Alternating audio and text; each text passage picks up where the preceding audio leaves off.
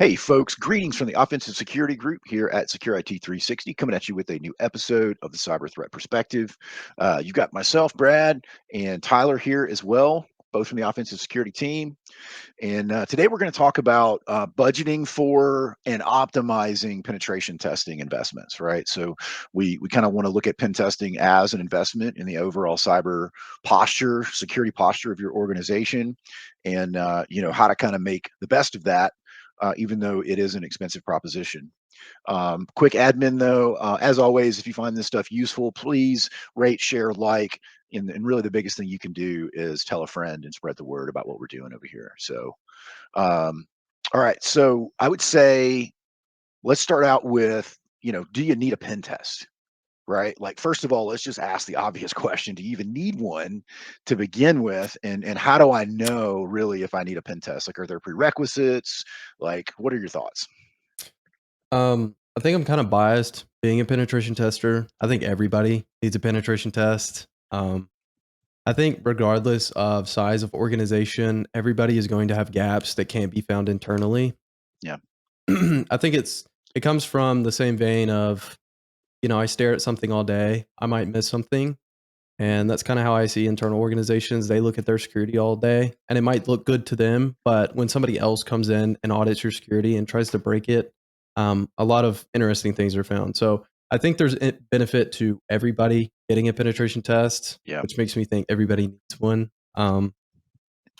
So Yeah. I guess So that's my 2 cents. no, I mean, and I agree, right? So like one of the things kind of on, as a side mission here that we frequently find on penetration tests are resources people didn't even know they had.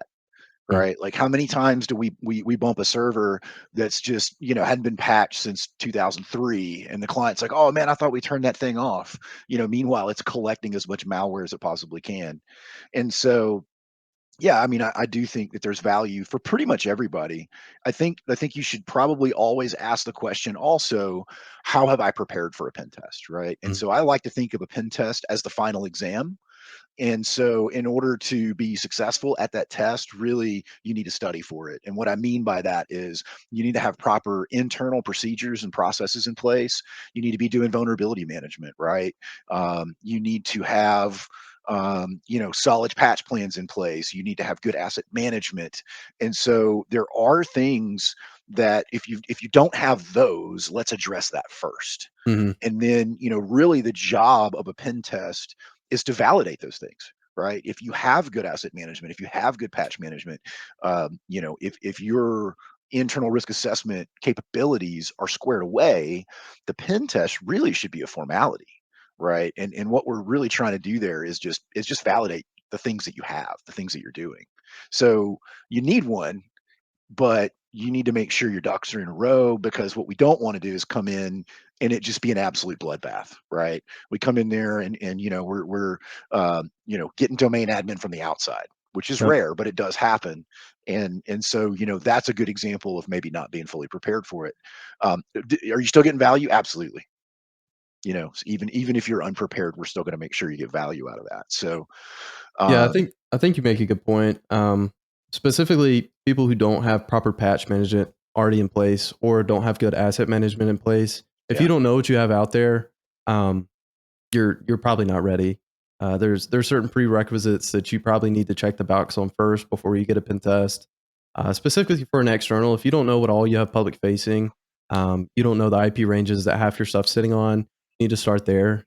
yeah, Because your penetration tester is going to find all that stuff, but it's better if the person testing doesn't have to burn a lot of time having to find all your assets. If you have your ducks in a row, they can spend more yeah. time trying to break your assets, and you get more value there. Yeah, I agree with that 100%. So kind of in that same vein of preparing for it, you really need to. So moving into budgeting a little bit, right? So pen testing is expensive. It's actually not that expensive relative to other cyber costs, right? Like if you're, the cost of a good firewall is probably going to be more than a penetration test, depending on what you're doing. Mm. Now, if you're doing comprehensive testing, you're doing web, you're doing internal API, mobile, all that stuff. Yeah, it's gonna get up there a little bit, but you know planning in advance and budgeting the year prior most organizations work on a fiscal schedule. And so, in 2023, I'm creating my fiscal plan for 2024. And if you don't roll pen testing into that, and then you suddenly decide you need it halfway through the year, it's going to be a squeeze. You're going to have to get that money from somewhere else, or you're going to have to go back to the board or the committee or whoever is responsible for your finances. And part of that planning is knowing what kind of penetration testing you need, right? So, you mentioned everybody should get a penetration test. I agree with that. So, what do you think their first pen test should be versus as they mature, the other types of pen testing they might want to do? Yeah, I think the entry level penetration test that I see almost everybody start out with to kind of get their feet wet to organizations that have never had one is an external penetration test. Yeah. Um, it's not as intensive as I'd say a web app or internal penetration test is Yeah. because you're starting from an outside perspective and you're taking the perspective of somebody that is outside the organization. Mhm. So the attacks are a lot different than they are in an internal, and it's more. I don't want to say elementary, but it's more first step than I'd say an Right. internal is. Yeah, no, I agree with that 100%. And I think a big part of that is understanding where you are from a security maturity perspective. If you've never had a pen test before, your first one probably doesn't need to be an internal. Right, because it's gonna hurt a lot, right? And so, if you have never had one before, it's okay to go ahead and anticipate doing the internal or maybe web, depending on what you do. If your development shop, is the first one that you do, gonna be a fully comprehensive across your entire web application portfolio? Probably not. We're gonna start on some low-hanging fruit, figure out where we stand, and go from there. So, um, I think a big part of that is evaluating your organization's risk.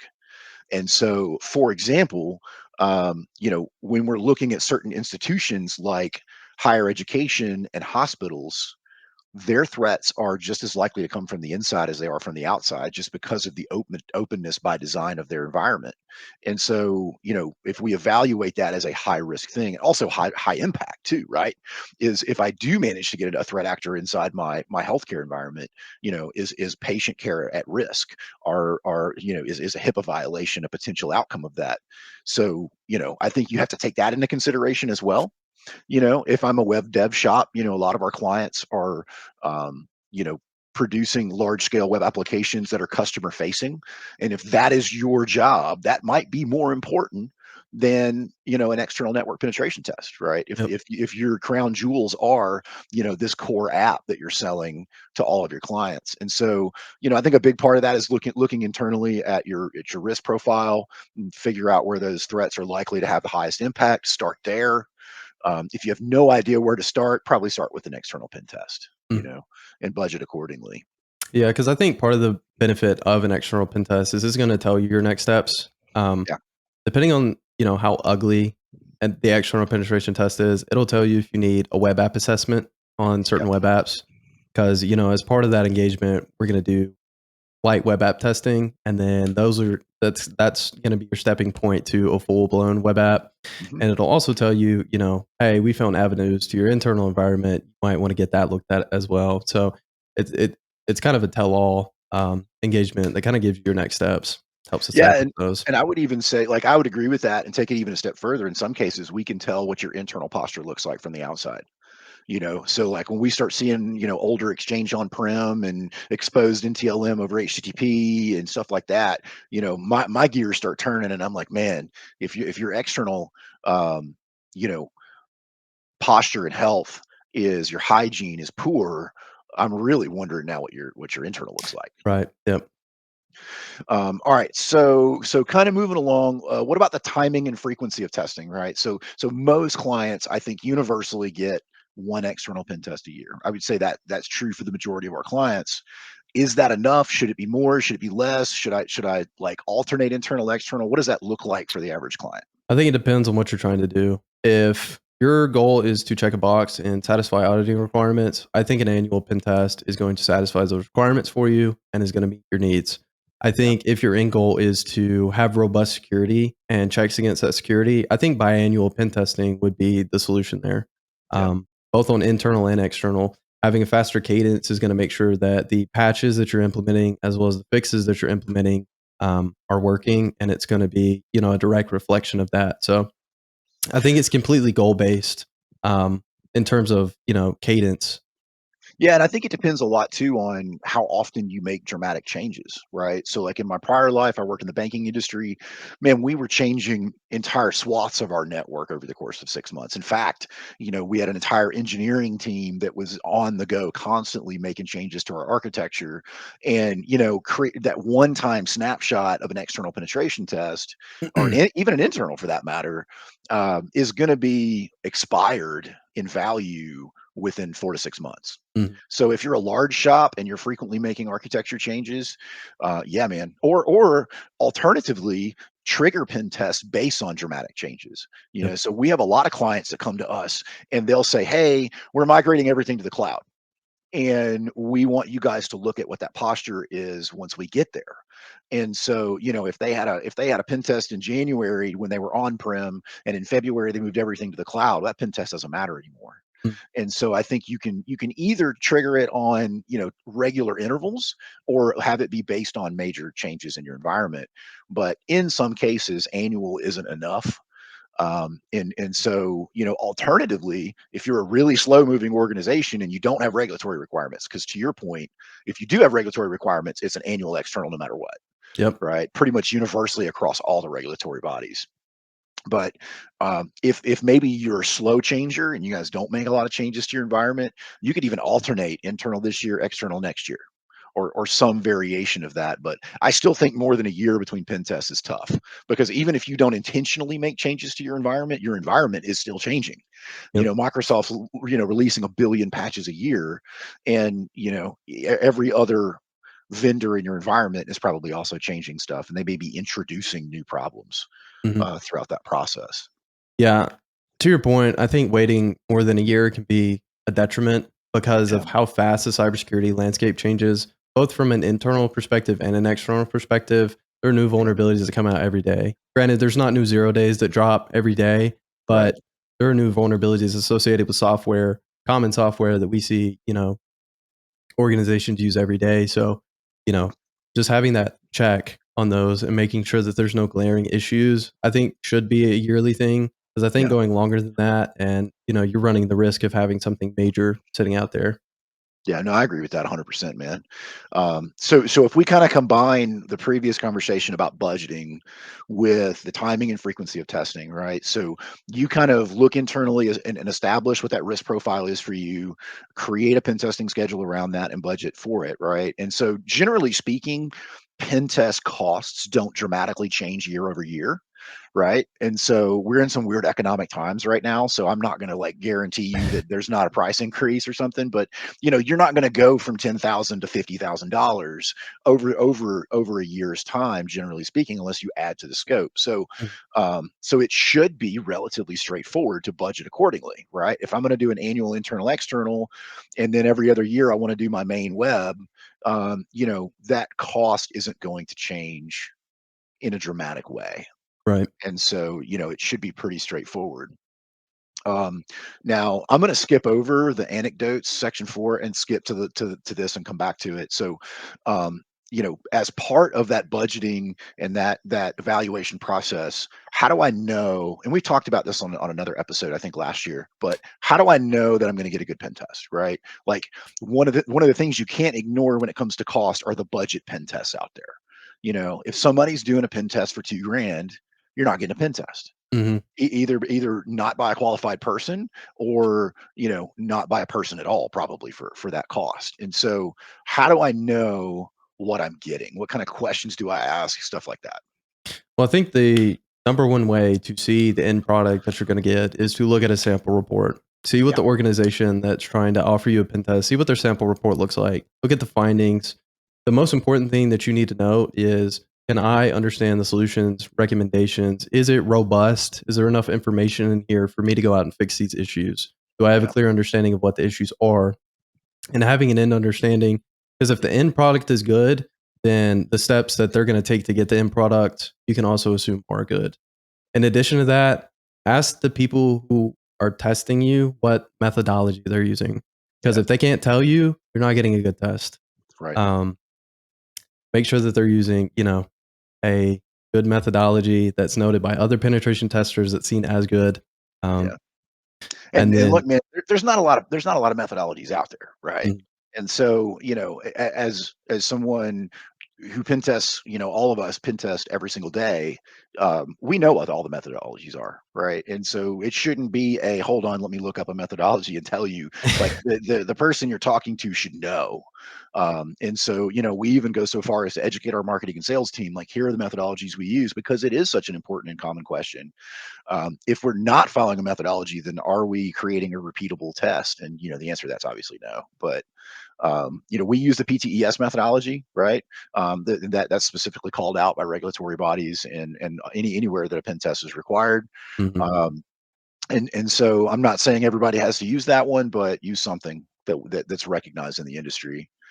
So you mentioned looking at the sample report, right? So what are some other things in that report that I should look at, right? Because I think a lot of potential pen test clients may not even know what a good report versus a bad report looks like. I think some key things is a good pen test report will be readable by anyone. If not the entire report, then an executive summary. So a pen test that's readable and understandable by anybody, whether or not they be technical or non-technical. I think that's how reports are meant to be framed because they're meant to be seen by both technical and non-technical people of an Right. organization. So I think that's a huge thing. Another big thing is references. If there's no references to findings and credible bodies that those findings link back to, you know, I think that's another key giveaway. Yeah.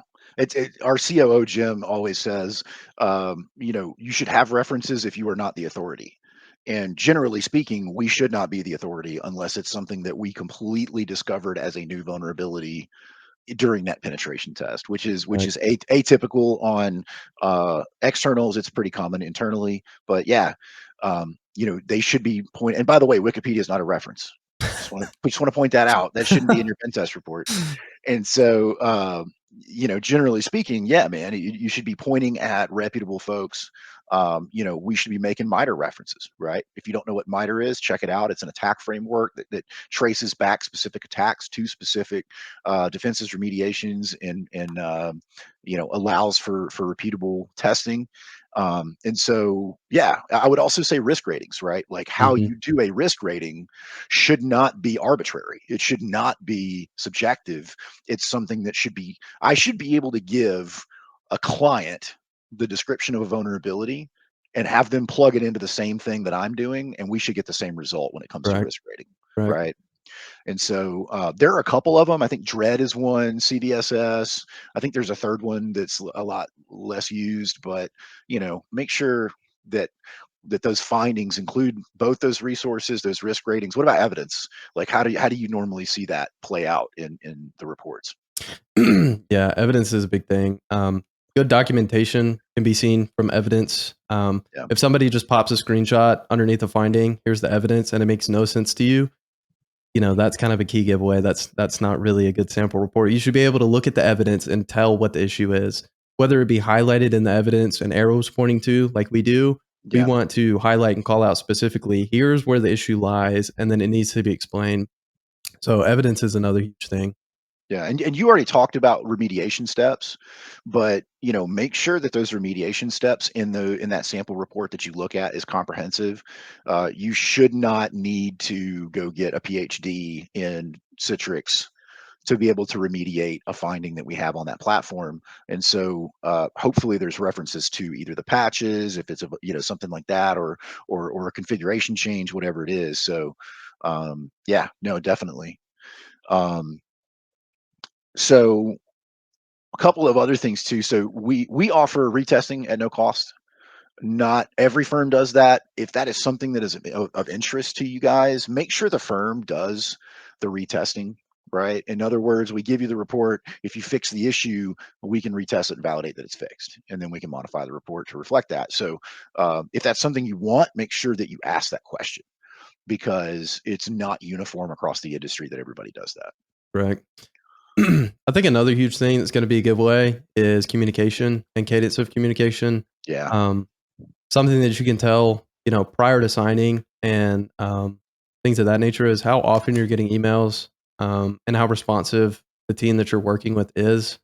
I think it's very important to have a team that is robust in their communications because Agreed. you don't want to be in the dark on your engagement. That's the last thing that a firm that's doing your penetration test should want for you. You Yeah, don't ever want to be confused when you look at a report. And you also don't ever want to see something critical in a report that hasn't been brought to your attention prior to the report. So I think communication and cadence of communication is a huge thing that will give yeah. away a good pen test firm versus, somebody that's not doing a great job. Completely agree, man. Completely agree. So, um, let's talk about what the client can do to make sure the pen test is successful, right? So I know we already talked about like prereqs with regards to internal processes, procedures, things to have in place. But what about specific tasks? One thing that comes to mind for me, like right off the top, is um, involving the rest of your team. Right. And so whether, we go back and forth with clients on whether they want their MSSP to be involved. Mm. And that probably depends on goals, right? So what are your thoughts on including the MSSP on like, hey, we're having a pen test or leaving them in the dark? Leave them in the dark. I'd say No, 9 out of 10 times, 9 out of 10 times. Unless you have a 1 out of 10 where you, like, need to communicate it with them, yeah, leave them in the dark until you start getting alerts from them, and then communicate with them that you have a pen test ongoing. Because part so of the benefit of a penetration test is getting to test your MSSP. Are yeah, they doing a good job? Are they catching things you're expecting them to catch? How fast are they catching these things? Um, that's all things that are gonna be super important because you are paying these people a lot of money, and you don't want that money to be wasted, so why not give them a test as well? no, I completely agree with that. And that 1 out of 10 that you mentioned is when someone is doing MSP and MSSP. So they're not only your IT provider, but they're also your security provider, which Mhm. in general is kind of considered to be bad practice, right? Because your security team should be independent from your IT team. But in the case that it's a small or medium sized company and their team is doing both, there's no avoiding it, right? We kind of have to involve them because we don't want them setting the world on fire. Um, Also, on that note, make sure you understand your MSSP's SOPs, like their standard operating procedures with regards to quarantining devices. We have had situations where we were in the middle of a pen test, and let's say we compromise a domain controller in an internal pen test, and the MSSP's policy is to shut down and isolate the system that is in question. And if Bye-bye that domain controller. right, right now we're talking about a catastrophic event. So so make sure that you have a good understanding of how your MSSP will react, and and then handle appropriately. I would also say internal communication, right? Make sure you let your IT staff know if they're internal employees. Make sure you let any interested parties know. What we don't want to do is create a situation where somebody inside your network spins up an incident response type reaction in reaction to a pen test. It's rare that it happens, but it does happen. So what other kind of information slash, um, you know, I need to have my scope, right? Like kind of pre-prepared. You mentioned that already. You need to know what you have, and kind of understand what your expectations are, what you need to receive from that penetration test, if it's beyond the standard deliverables. Yeah, I think a kickoff call is gonna be where you set expectation and goals of success. I Because agree. the penetration firm that's doing your engagement should ask the question of, "What are your goals for this engagement? What are you looking to get out of it?" And Right. that's going to set the way that they do the test because they're gonna do the things that are most pressing and important to you. Right. Um, Specifically, I can think of internal engagements. There's about 100 different attacks and avenues that somebody can take. But if you have a list of 5 things that you want to test controls of, that's gonna be where the penetration tester is gonna focus. Since it is a time-limited engagement, we don't have time to do every possible thing that we want to do. So setting goals for the test and what you wanna see out of it is, the most important thing to, seeing success from that engagement. Yeah. No, I completely agree with that. Um, Yeah, man. So, I mean, I think that kind of wraps things. Do you have anything you want to add before we call it? I mean, the biggest thing is understand what you're getting, understand who you're getting into business with, and just have expectations be on the table so everybody knows what they are. Mhm. Yep. Very good. Well, folks, that's all we have time for today. And if you like what we're doing, like I said, just like, subscribe, share, and let everybody know, what we got going on over here. We really appreciate you guys, and we'll see you next Wednesday.